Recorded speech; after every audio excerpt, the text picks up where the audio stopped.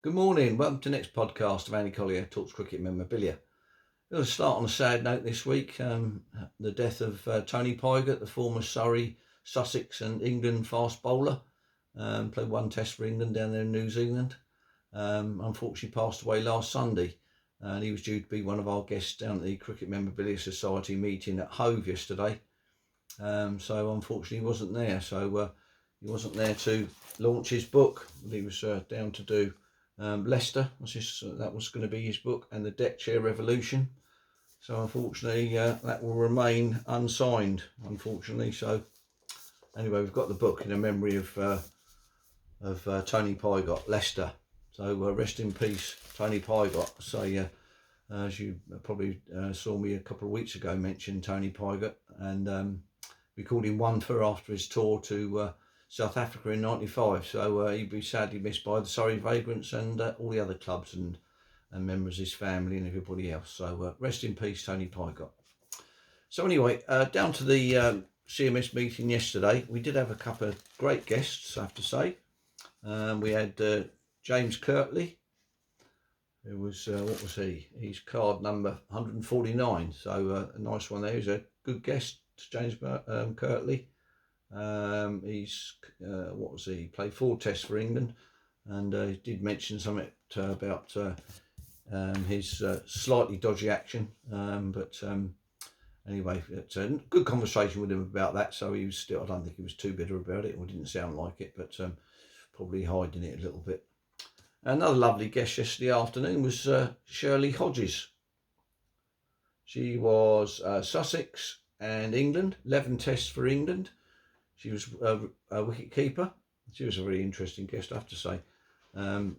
She was asked about whether they had to finance their tours to Australia when she went to Australia in 68, 69. I think she went again in 73. But yes, they had to finance it themselves. But she was saying that Rachel Hayhoe-Flint was a great gatherer of money and sponsorship and whatever, so they didn't have to pay too much. I think the fee was £850, plus they had to pay to have their blazers and caps and that done. But I think they got that down to about 350 with a bit of sponsorship and what have you. So it wasn't quite the same for England men, but it was great to see Shirley Hodges yesterday. And anyway, Tony Pygott, he had a card made. Unfortunately, we're never going to get that signed, are we? But might put RIP in there, one for in there. So we'll go from there. So we've got 3 cards yesterday down there at the meeting at Hove, which went very well. Plenty of dealers down there, and I managed to pick up another one there, which is Arundel, and I've got James Kirtley to sign that. Should have got Shirley to sign it as well, but anyway, didn't. What else did I get? There's a scorecard there, and this one thankfully through the sniffer. Didn't have a date on it, unfortunately, but I think I've worked it out as 1989. And it was the very last match at the Central Ground at Hastings between Alan Oakman's 11 and Derek Randall's 11. Derek Underwood's 11, beg your pardon. And Oakman's 11 won by 3 wickets. So that's a nice little remembrance of, which is now a shopping centre, I believe, down in Hastings. What else should I get down there? Keith managed to put by these rather nice badges. Well, not badges, they're cricket balls. It's the Ashes Series 2006-07 cricket ball collection, and there's, unfortunately, they're Australians on there, so not as handsome as the English players. But there you go. So what they come out this little packet, and they're display, and they're all little cricket balls which I thought were excellent. We've got Stuart Clark there, and just go down another one there, which is we've got Shane Warne in the corner. So there's Shane there. So that's pretty good. I thought it was a bit of fun, and quite nicely packaged. Package's just got a bit of bash on it, but it's not too bad. So I was quite pleased with that. Got a bit of history to it as well. So thanks to Keith Somerville for doing that for me, or holding those. And the other thing that turned up this week was this lovely Don Bradman. We've got the Wireless Weekly Portrait Gallery of International Cricketers. It's 1936, so I'm assuming that most of the team, the Australian team and the MCC team, were actually in this Wireless Weekly.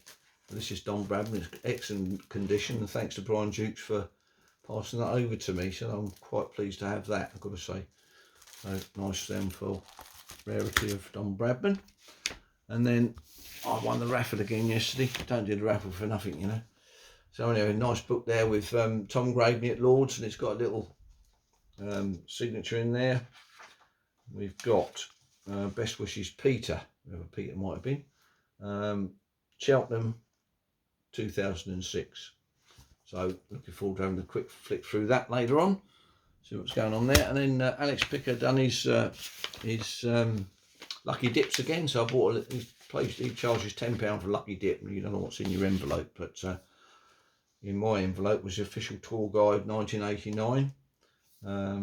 We've got the Australian Times 89, so all sorts of information there. Decent little tour guide there, so I'm quite pleased with that. And then further investigation into the packet, we have got some signatures there. We've got let's get them out of the packet. We have Sonny Ramadin, newspaper clipping or something there, signed by Sonny Ramadin. And we got Jimmy Cook and Martin Crowe on that one, signatures, and Dennis Brooks. Now I'm assuming that's going to be the Northants guy. And then we've got most of the Lancashire side there signed. It looks like a magazine photograph on there. We've got Shuttleworth and Hayes is on there. Clive Void, who else have we got signed there? David Lloyd signed, Barry Wood signed, down the front there, Harry Pilling signed, and it looks like Jack Simmons at the back there signed it. So got a good half a dozen signatures on there, so quite a nice little buy there. We've got a nice, excuse me, a nice menu there, Cornhill Test Series. Luncheon at Trent Bridge Cricket Ground, Thursday, July the 11th, 1985. No signatures in it, but it's just a nice little menu. Crikey, that's 40 years old now. Goodness me. Yeah, so we had egg mayonnaise and prawns, cold roast Scotch sirloin of beef, cold roast breaded chicken, fresh strawberries and cream, cheese board and celery. So there we are. So menu there on that one there. And we've got England, New Zealand Tour of England postcard, International Cricketers postcard, 1999. Yeah, quite a bit for your tenner. Roger Knight, still get that one signed. Excuse me again. Christopher Martin Jenkins, unfortunately passed away. I'm going to get that one signed. We've got here England One Day Squad Charger 1997. That was, I'm pretty sure, Adam Hollyoake was captain then. And who else we got? We've got England team at Edgbaston 1996. There. Salim Malik. These are the TCC B cards. Who's that one? Oh, Ben Hollyoake. If that's his test jumper, I've got that test jumper in my drawer just around the corner there. So, who else we got there? Craig Matthews, Western Province, South Africa. Useful bowler. Facsimile signature on there of Brian Johnson. What's that one? This is an early painting of George H. Cartland as a boy. He was chairman of MCC between 1985. Oh, chairman of which club? Doesn't actually say which club. MCC. Anyway, there we are. That's him. And then we've got a signed Chris Cowdrey, who was our guest at the last CMS meeting. So that was that. But also turn up this week was the Cricket Society Bulletin. They had a lovely 80th anniversary poll there at the dinner they had for the anniversary. And all sorts of polls there. We've got cricketers who most impacted English cricket. Top of that list was Ian Botham. This is since 1945, by the way. Ian Botham top of the list. Then James Anderson and Len Hutton equal second. Joe Root, Ben Stokes, right the way down to Enid Bakewell and Colin Cowdrey, Tony Gregg. What else we've got there? Post-war England 11. Based on the votes, a post-war dream team could be picked as follows. You got Len Hutton, Mike Brearley as captain, Dennis Compton, Joe Root, Ben Stokes, Ian Botham, Alan Knott as wicketkeeper, Jim Laker, Derek Underwood, Fred Truman, James Anderson, and 12th man David Gower. So that was a post-war 11 chosen at the dinner. Favourite male cricketer was Gary Sobers. Favourite female cricketer was Rachel Hayhoe Flint. Favourite cricket books. Well, I wasn't on it, so I was a bit disappointed. Anyway, The Art of Captaincy by Mike Brearley got the top votes, 9 votes there, which was, I suppose, was that surprising? I don't know. Favourite cricket writers, Gideon Haigh was there, John Arlott, David Fifth was in there, Neville Cardus.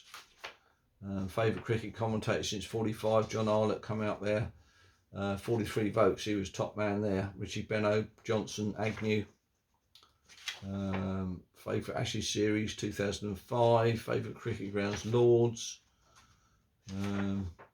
There's a full list of books. So that's quite an interesting little list there from the dinner, 80th anniversary dinner, from the Cricket Society.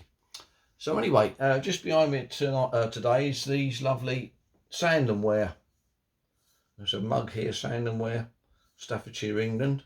The reason I'm showing these is meant to be going to John Philby's to film his Sandonware at some stage. A Lancashire ashtray there, Sandonware. That's got the little shaking hands there, different symbols from the Sandonware. We've got salt and pepper shakers there.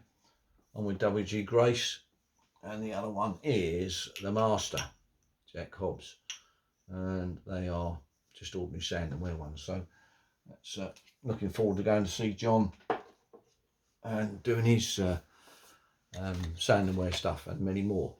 So anyway, I hope you've enjoyed that. Rest in peace, Tony Poiger, and I'll see you on the next one. Cheers.